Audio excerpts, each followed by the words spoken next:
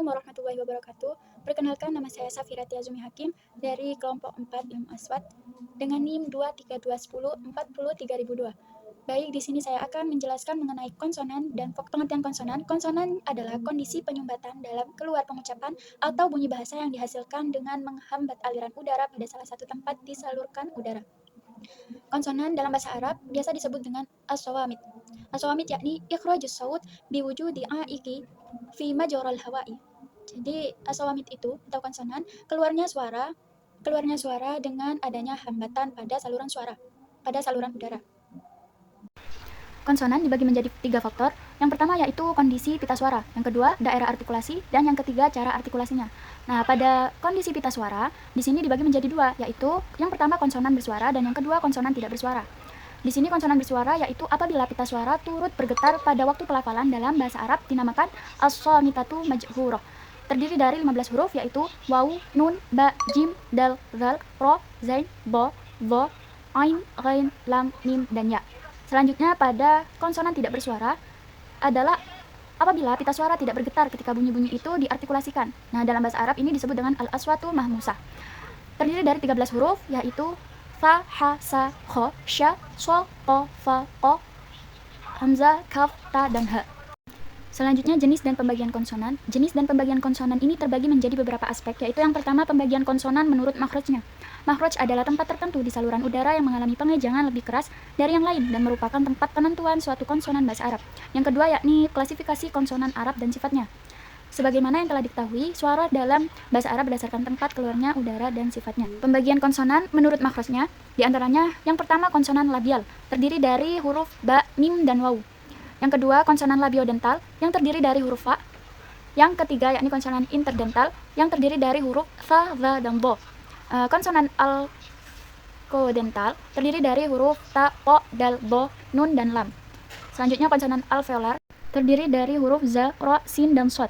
Kemudian selanjutnya konsonan alveopalatal yang terdiri dari huruf shin. Selanjutnya konsonan palatal yang terdiri dari huruf ya.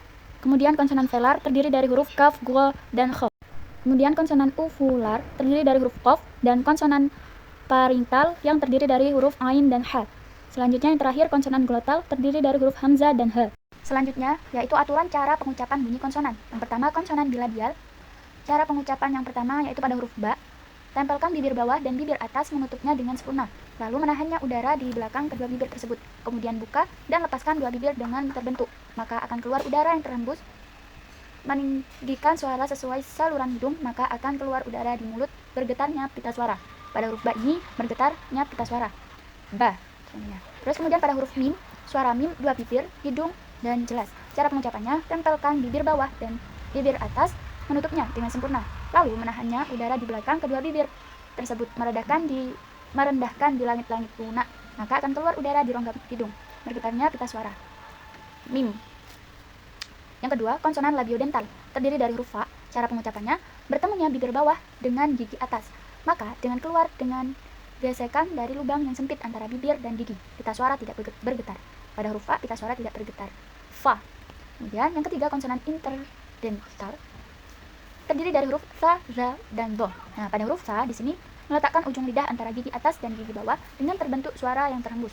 Hembusan udara yang lewat dengan sempit dan keluar akibat gesekan pita suara tidak bergetar. Pada huruf fa, pita suara tidak bergetar. Fa. Yang selanjutnya pada huruf zal, meletakkan ujung lidah antara gigi atas dan gigi bawah dengan berbentuk suara yang terhembus antara lewat dari tempat yang sempit dan akan keluar akibat gesekan. Pita suara tidak bergetar. Za. Kemudian pada huruf bo, meletakkan ujung lidah antara gigi atas dan gigi bawah dengan berbentuk suara yang terhembus, hembusan udara yang lewat dengan sempit dan keluar akibat gesekan. Tidak bergetarnya pita suara. Bo. Selanjutnya klasifikasi konsonan Arab dan sifatnya. Yang pertama yaitu konsonan labial, bersifat hambat bersuara, hurufnya ba dan mim.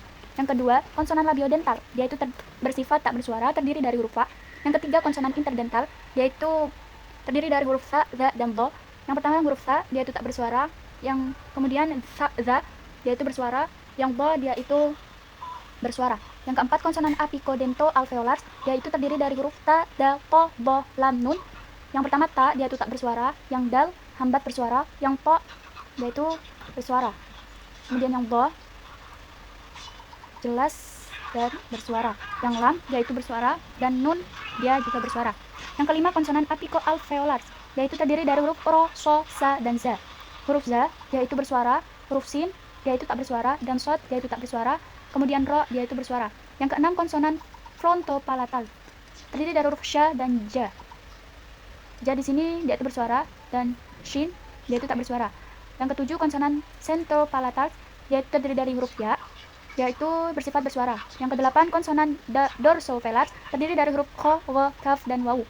Yang kho dia itu tak bersuara, wo dia itu bersuara, dan kaf dia itu tak bersuara, wawu dia itu bersuara. Yang kesembilan, konsonan dorso-uvular, yaitu terdiri dari huruf kof, dia itu tak bersuara. Yang 10, konsonan rotoparietal, yaitu terdiri dari huruf h dan ain. Yang huruf h dia itu tak bersuara, yang ain dia itu bersuara. Yang terakhir, konsonan glotal, yaitu terdiri dari huruf hamzah dan h. Yang hamzah dia itu antara bersuara dan tidak bersuara, yang h dia itu tak bersuara. Kemudian vokal dalam bahasa Arab dikenal dengan istilah harokat yang terdiri dari 3 jenis utama, yakni fathah, kasroh, dan dhamma. Vokal biasa disebut dengan as-sawaid. Dalam bahasa Arab biasa disebut dengan as-sawaid, yakni ikhrajus sawt duna aiki fi majra hawai. Jadi vokal adalah keluarnya suara tanpa adanya penyumbatan pada saluran udara. Baik, selanjutnya pembagian vokal. Jadi bunyi vokal ini dalam bahasa Arab dia itu terbagi menjadi 6. Di antaranya ada fathah pendek, ada kasroh pendek, dan dhamma pendek. Kemudian ada fathah panjang, kasroh panjang, dan dhamma panjang. Nah, pada bunyi vokal ini dia itu mempunyai sifat-sifat sendiri. Yang pertama, bunyi vokal menjadi tipis jika diikuti oleh bunyi-bunyi yang bersifat tipis. Di antaranya ada huruf ba, dal, ta, a, za, za, ain, fa, sin, shin, ha, dan ha. Kemudian, bunyi vokal itu bisa menjadi tebal apabila diikuti oleh bunyi-bunyi yang bersifat tebal. Huruf-hurufnya yakni ada bo, po, do, dan so. Yang terakhir, bunyi itu bisa menjadi sedang jika diikuti oleh huruf kho, ain, dan qaf. Contohnya, fathah pendek tipis, barokah, karena di sini kan ada bunyi vokal yang tipis, yaitu pada huruf ba. Fathah pendek tebal, sobaro. Di sini ada huruf so, di mana huruf so itu termasuk bunyi-bunyi yang bersifat tebal. Kemudian fathah pendek sedang, ko ada. Pada huruf ko di sini ko itu termasuk vokal yang sedang. Baik, selanjutnya aturan cara pengucapan bunyi vokal. Yang pertama, fathah pendek. Nah, pada fathah pendek ini vokal yang timbul karena lidah bagian tengah digunakan. Letaknya di tengah, mulut tidak bundar, dan majhur atau jelas. A, jelas, A. Kemudian pada yang kedua, dhamma pendek, dia itu vokal yang timbul karena lidah bagian belakang digunakan. Letaknya di atas, mulut bundar, dan majhur. Contoh, lidah, jadi keadaan mulut itu agak bundar. Selanjutnya, kasroh pendek, vokal yang timbul karena lidah depan digunakan. Letaknya di atas, mulut tidak bundar, dan majhur. I. Gampangnya, pada kasroh. Nah, pada kasroh ini keadaan bibir kanan dan kiri itu seperti tersenyum. I. Kemudian kalau melafadzkan a, vokal a, yaitu tinggal dibuka, rahangnya dibuka, kan mengucapkan i. Kemudian jika a, langsung i, a, begitu. Sedangkan yang dhamma tadi itu, yaitu kondisi mulutnya agak membundar. Selanjutnya pada fathah panjang. Nah, fathah panjang ini vokal yang timbul karena lidah bagian tengah digunakan, letaknya di bawah, mulut tidak bundar dan majhur.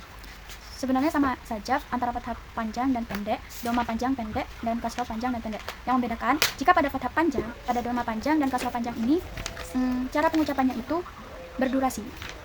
Durasi 2 kali lebih lama daripada fathah yang pendek tadi. Daripada fathah pendek, dhamma pendek, dan kasroh pendek tadi. Jadi perbedaannya di situ. Baik, mungkin cukup sekian penjelasan dari saya. Syukran katsiran. Wassalamualaikum warahmatullahi wabarakatuh.